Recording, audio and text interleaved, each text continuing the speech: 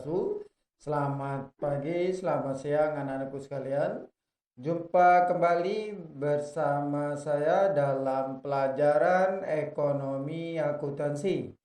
Baik anak-anakku, bagaimana kabar kalian saat ini? Mudah-mudahan kabar kalian selalu mendapatkan kesehatan dan terhindar dari COVID-19. Kita berharap pandemi COVID ini cepat berakhir dan kita dapat melaksanakan aktivitas pembelajaran kita seperti biasa. Baik anak-anakku sekalian, pada kesempatan ini kita akan membahas tentang tahap pencatatan akuntansi perusahaan jasa. Namun kita akan lanjutkan, sebelumnya kita sudah membahas tentang analisis transaksi dalam berdasarkan persamaan dasar akuntansi, ya. Nah, sekarang kita akan membahas tentang tahapan berikutnya, ya, yaitu kita masuk dalam kegiatan pembelajaran yang kedua, yaitu masalah jurnal. Oke, silakan kalian simak tentang jurnal ini. Nah, ini tadi saya ulangi kembali bahwa minggu lalu kita sudah ke sini ke sumber pencatatan, kemudian menganalisisnya, dan ini adalah bukti-bukti transaksinya. Ya. Bukti-bukti transaksi sudah kita bahas ya, di antaranya itu. Kemudian ini adalah analisanya. Ya. Bukti apa saja yang terjadi di sini. Nah, sekarang kita akan lihat, ini saya katakan kemarin yang sudah saya jelaskan juga, bagaimana aturan debit dan kredit, ya. Jadi debit dan kredit ini bertambah berkurang. Ini normalnya ya. Jadi kemarin sudah saya katakan bahwa untuk kelompok akun ya, ini adalah normalnya berada ataupun sama dengan bertambah. Kemudian kalau dia berkurang, dia maka sebaliknya, ya.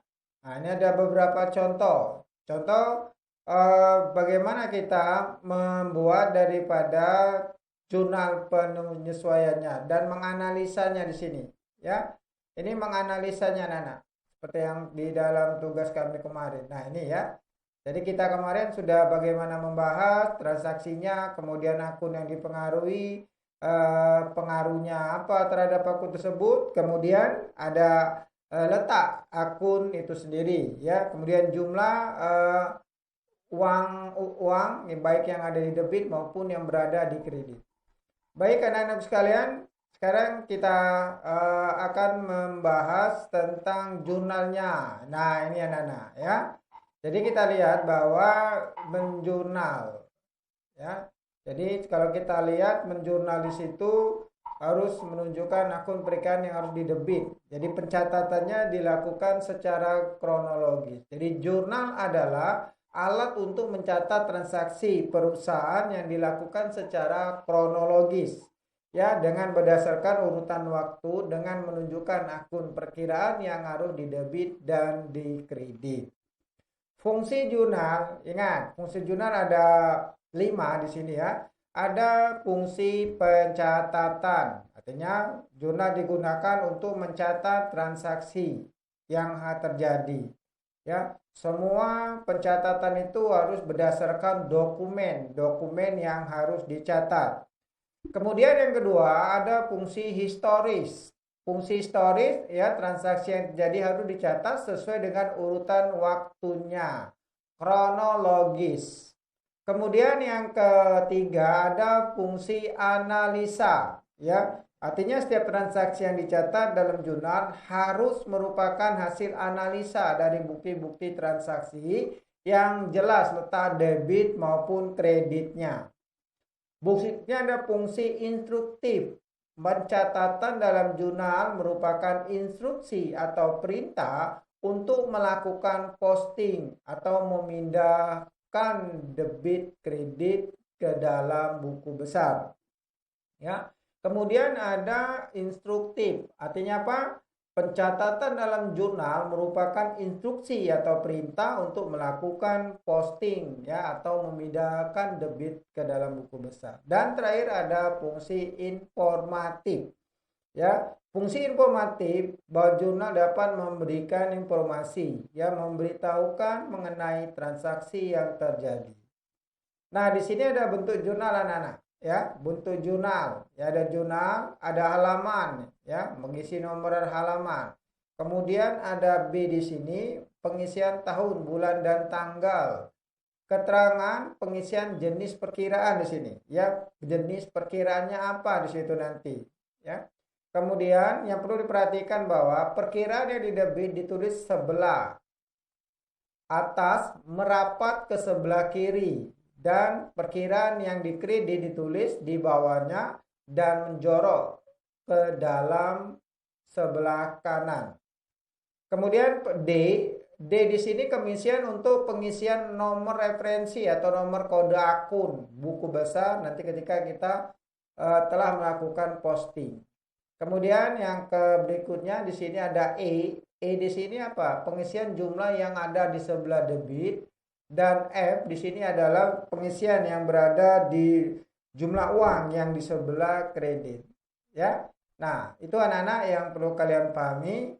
Ya, kemudian cara pengisiannya ya sama, mencatat tanggal, kemudian mendebit perkiraan, kemudian mengkredit perkiraan, kemudian ada laju referensinya, kemudian ada halaman jurnal mencatatnya, kemudian memindahkan jurnal, kemudian jumlah jurnalnya, dan terakhir di situ kita harus ada tanda V-nya di situ. Membuat jurnal, nah ini tampilkan contoh ya. Jadi di sini berarti membacanya adalah tanggal 1 Januari 1999 pada tanggal 1 kas pada modal. Kas pada modal. Kas debit 50 juta pada modal kredit 50 juta. Perhatikan anak-anak, itu ada cara membacanya. Ya, tanggal 3 kendaraan debit 40 juta pada kas ya, kredit 20 juta, utang dagang kredit 20 juta. Ya. Tadi kendaraan debit 40 juta pada kas 2 kredit 20 juta, utang dagang kredit 20 juta. Ya, dan seterusnya. Jadi nanti dapat kalian lihat di situ bagaimana nanti kalian membuat jurnalnya. Ya. Nah, di sini kemudian ada esai ya, nanti silakan kalian kerjakan juga. Ini di dalamnya ini nanti. Oke, anak-anak, untuk tahap awal ini saya cukupkan dulu. Wabillahi taufiq wal hidayah. Wassalamualaikum.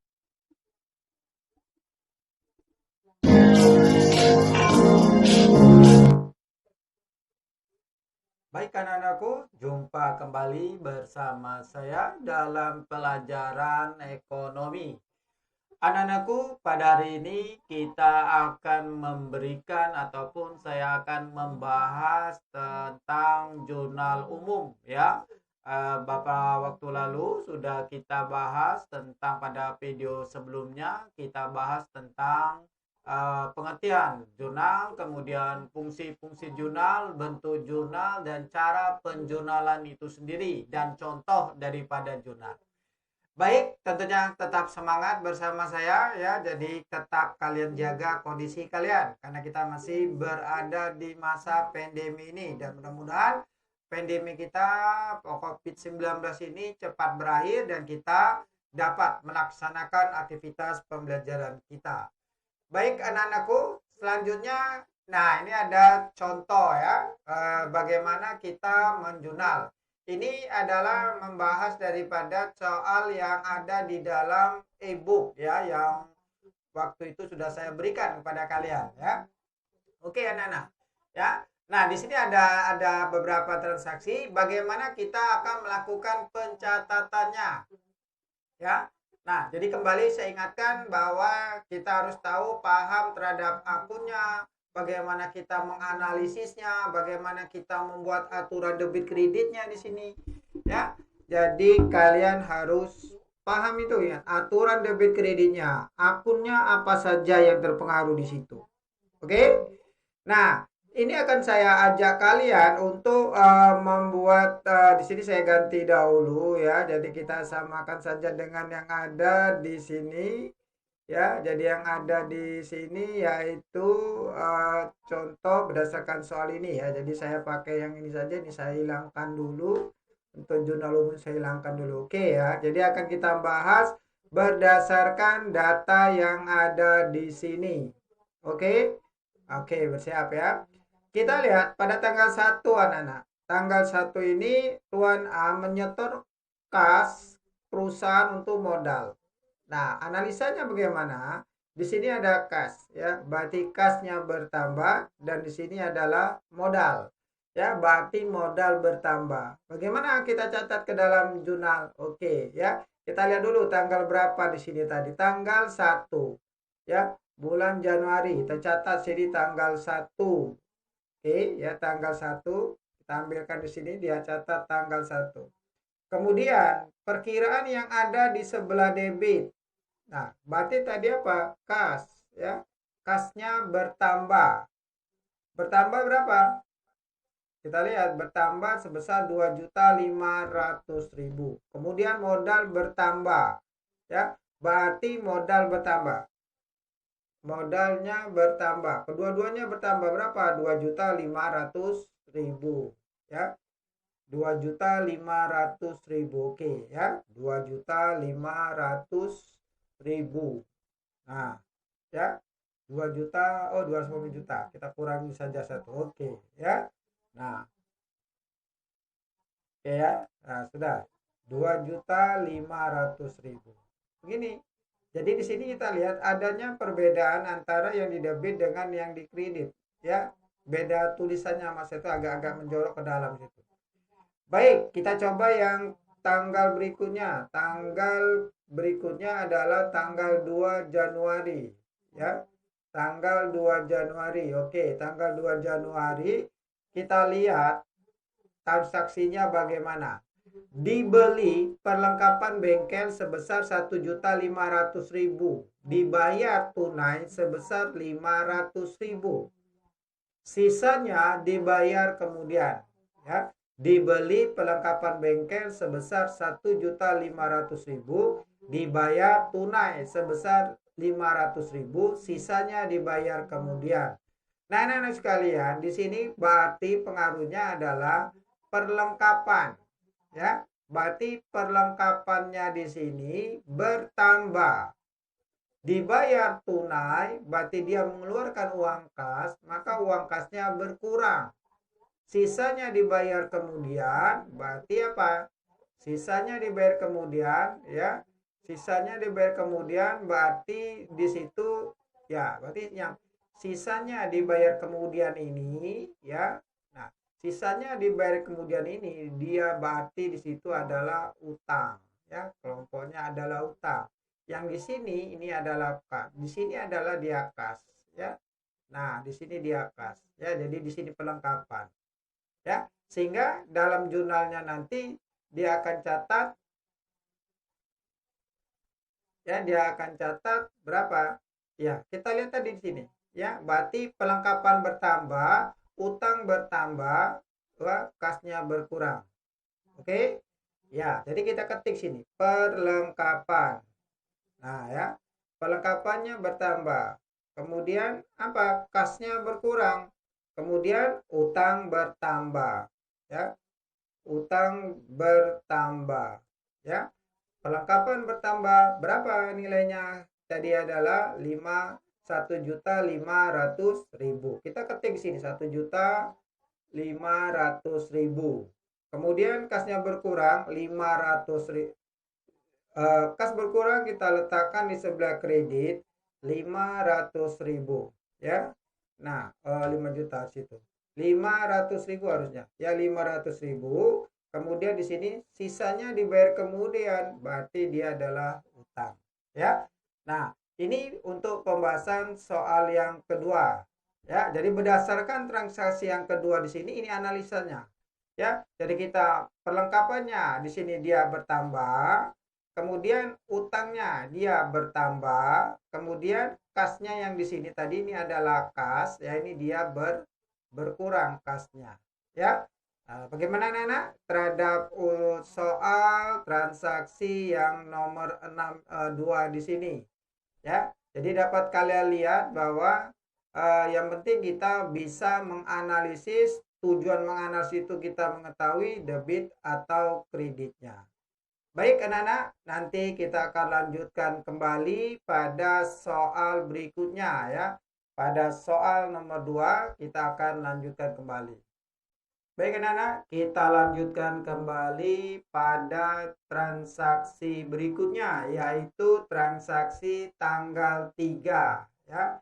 Nah, pada transaksi tanggal 3 di sini kita akan lihat tanggal 3 dibayar sewa ruangan untuk bulan ini sebesar 250.000. Dibayar sewa, berarti kalau dibayar berarti akan ada uang kas di sini anak-anak. Ya. Jadi ada uang kas sini ya. Jadi dibayar sewa, berarti sini dia pengaruhnya ada kasnya berkurang ya. Jadi kas di sini berkurang di sebesar 250.000 ya, dan muncullah akun yang namanya beban sewa. Oke, kita catat ke dalam jurnalnya tanggal 3 ya. Jadi kita catat tanggal 3 yang bertambah itu adalah bebannya ya, beban sewa ya. Kemudian dibayar tunai ya, dibayar tunai berarti situ adalah kas. Berapa nilainya? Kita lihat nilainya adalah 250 juta. Ya, nanti kita akan lihat apakah di sini. Di sini artinya catatannya dicatat sebagai beban di sini. Kalau dia mencatat di sini bisa dia catat sebagai bebannya ya. Jadi jumlahnya 200, di situ kita lihat 250.000 ya, ada 250.000. 250.000. Kemudian kasnya berkurang 250.000. Ya, 250.000. Oke, anak-anak ya, dan terlihat jelas itu. Berikutnya kita melihat pada tanggal 4. Ya. Pada tanggal 4 kita lihat di situ ya, kita hapus dulu sini. Oke. Tanggal 4 kita lihat bahwa ada transaksi diterima pendapatan dari langganan. Diterima pendapatan dari langganan. Oke ya, tanggal 4. Diterima ada pendapatan dari langganan. Berarti ada uang kas di situ. Ya, ada bertambah uang kas. Kemudian apa pengaruhnya? Pendapatan jasa. Ya. Nah, kita kembali lagi di sini. Berapa nilainya? Oh, ternyata nilainya kita lihat 100.000 ada pendapat. Sudah kita tambahkan saja 100.000. Kemudian pendapatannya juga bertambah 100.000. Oke, ya.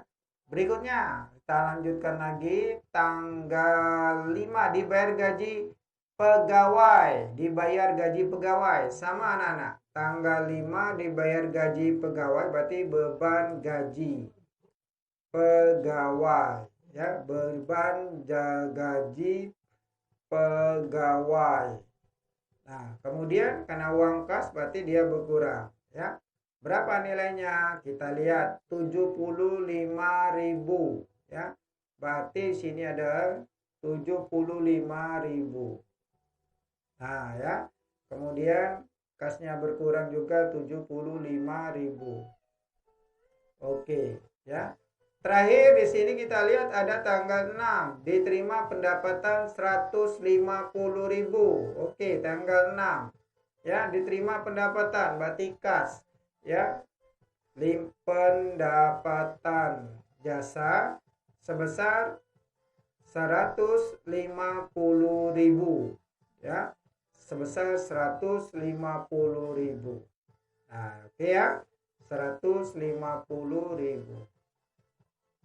Nah, ya, berarti kita sudah menyelesaikan penjurnalan. Jadi ini kalau ini anak dapat lihat karena saya sudah membuatnya rumusnya sekaligus, langsung kita peroleh ya. Jadi ini adalah pembahasan daripada jurnal yang tadi, yang kalau kita lihat yang ada di sini ya. Jadi sudah dapat kita lihat di sini jurnal yang ini tadi ya, ada jurnal tadi sebesar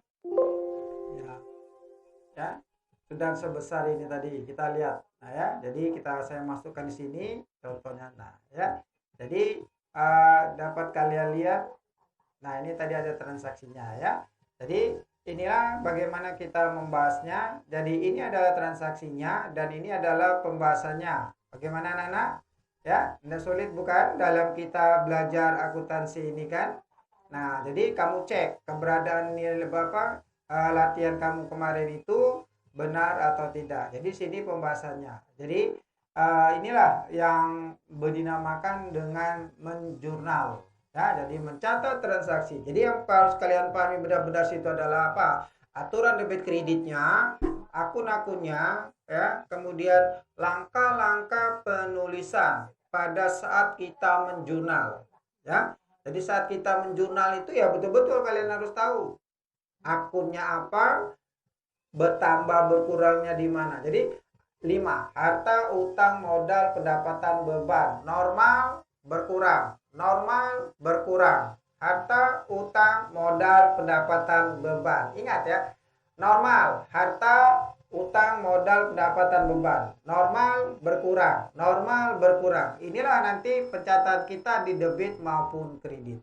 Baik anak-anak, Bapak rasa saya cukupkan dahulu pertemuan kita pada hari ini. Nanti silakan kalian mengerjakan tugas-tugasnya. Nanti akan saya kirim melalui Google Classroom-nya atau melalui